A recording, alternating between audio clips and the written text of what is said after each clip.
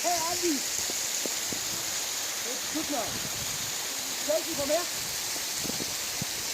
Du hattest mich selber erfasst. So. Bisschen. Boah, ich will auch so ein Ding aus so ein langes Eiscreme.